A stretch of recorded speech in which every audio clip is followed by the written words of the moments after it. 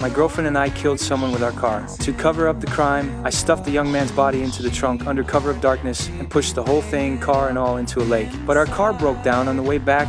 A mechanic happened to drive by. My girlfriend went with him to get the car fixed. During their conversation, she discovered something terrifying. The person we'd killed was his son. The mechanic said the car was ready and invited her to stay for dinner. She was so frightened, she immediately refused. When the mechanic's wife noticed their son hadn't come home, she called his phone. My girlfriend suddenly heard a ringtone. That's when she remembered the young man's phone was still in her pocket. But she thought fast, shoved the phone into the couch cushions, and hurried out the door. After she got in the car, she adjusted the seat. This made the mechanic suspicious the driver might not be the real owner of this car. He didn't know yet that his son was dead, but he wrote down the license plate number. After we met up, I immediately sold the car to a scrapyard and went to the police station to report it stolen in Paris. My girlfriend and I agreed never to see each other again, hoping to destroy all evidence completely. I thought it was all over. But the unexpected happened. After their son went missing, the mechanic and his wife filed a police report. They told the officers their theory. On the day their son disappeared, a strange woman had called his phone an hour after he went missing and hung up immediately. This meant his phone wasn't at home at the time, but later, it turned up in their house. That woman must have planted it there. Combined with the bloodstains on her clothes and her unusual behavior adjusting the seat, they had reason to believe this woman was connected to their son's disappearance. The police investigation led them to me. They asked why my car had been seen at the scene of the incident. They also showed me a sketch and asked if I knew this woman. I denied knowing her. I said I was on a business trip abroad the day it happened and that my car had been stolen that same day. To make the police believe me, I had a friend forge evidence of a flight to Paris. I thought I was completely in the clear, but then